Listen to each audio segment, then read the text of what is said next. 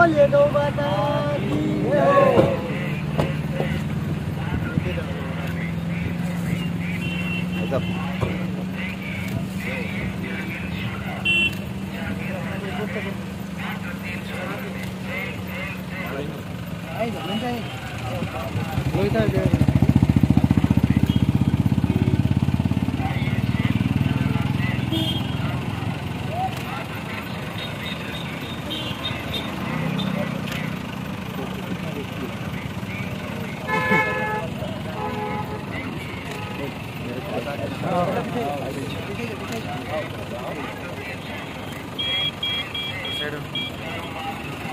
आराम से आ जाएगा फोटो भाई, लेंस है कैमरे में अपने।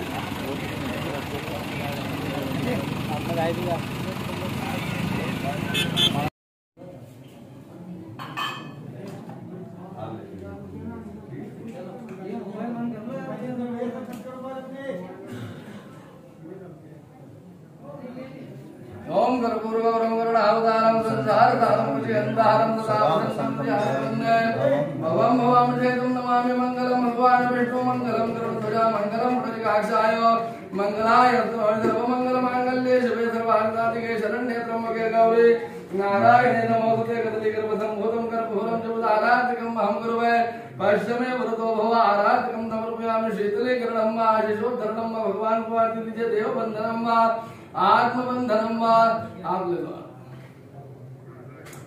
ओहिम रहत्वा ओम विश्वदक्षिणो सोमो विश्वतो बाहुका विश्वदवादं बाहुभ्यां धमतं मुद्रद्यावा भूमजनं देवेकः ओम तत्पुरुषाय विद्महे महादेवाय धीमहि तन्नो रुद्रः प्रचोदयात् मृत्युंजयाय नीलकंठाय शंभवे अमृतेशाय सर्वाय महाभैरवाय नमः।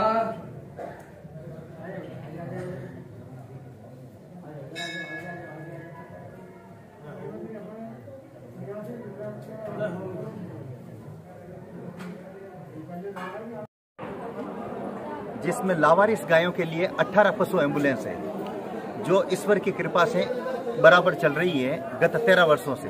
एक दूसरा, 6 राज्यों से घरेलू गौवंश आते हैं, पंजाब, हरियाणा, यूपी, मध्य प्रदेश, गुजरात और राजस्थान, और आपके एमपी की भी बीमार गायें आती हैं।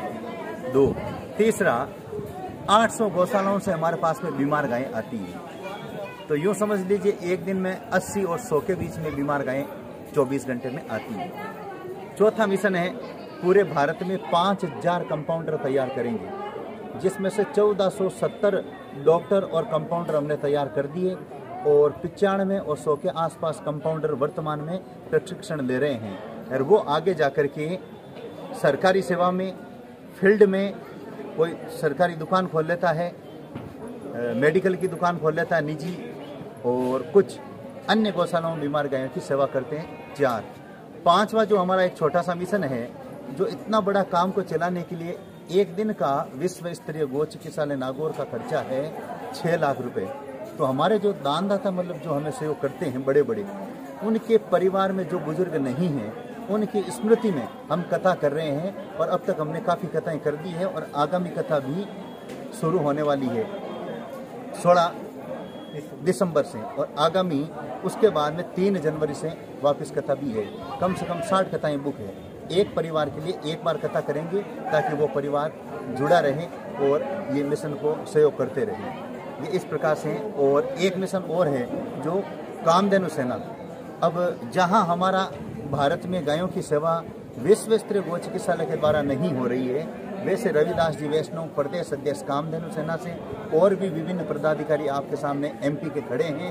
ये अपनी श्रद्धा अनुसार बीमार गायों की सेवा करते हैं और नजदीक गौशाला में पहुंचाते हैं, और कई बार तो ये नागौर भी गौ चिकित्सालय में बीमार गाय भिजवाते हैं, और समय समय पर उन गायों की सेवा सुध लेते हैं। कोरोना काल में भी इन्होंने अच्छी सेवा की। तो इस प्रकार से ये 6 मिशन मैंने आपको बताए हैं गो हितार्थ। और यही उज्जैन के अंदर काल भैरव से प्रार्थना की कि ये गौ सेवार्थ कार्य चलता रहे। हे काल भैरव, हे प्रभु, हमें इतनी शक्ति प्रदान करना ताकि ये गौ सेवा का कार्य निरंतर चलता रहे, और हम सभी भक्तों पर आशीर्वाद बनाए रखना। और जो भारत में तीसरी लहर कोरोना टाइप की आ रही है, जो नहीं आ रही है, वो नहीं आए, और सभी भक्त सुखी हों। सर्वे भवन्तु सुखिनः, सर्वे सन्तु निरामया, सर्वे भद्राणि पश्यन्तु। इस पद पर यहाँ कामधेनु सेना प्रदेश जी आज गुरु आज महात्मा जो कामधेनु सेना के संस्थापक महंत कौशलगिरी जी महाराज यहाँ श्री श्री 1008 महामंडलेश्वर स्वामी कुशलगिरी जी महाराज का आगमन हुआ, जो काल भैरव में दर्शन हुआ। हम सब साथ स्वागत।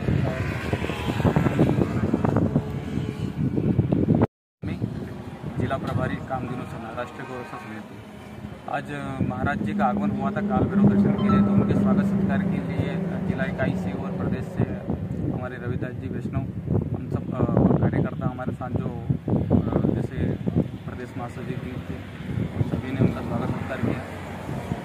और भी उनका कुछ आगामी कार्यक्रम था, जिसके उपरांत तो वो ज़्यादा देर यहाँ रुके नहीं और स्वागत सत्कार करने के दर्शन करने के बाद फिर वापस उन्होंने अपना प्रस्थान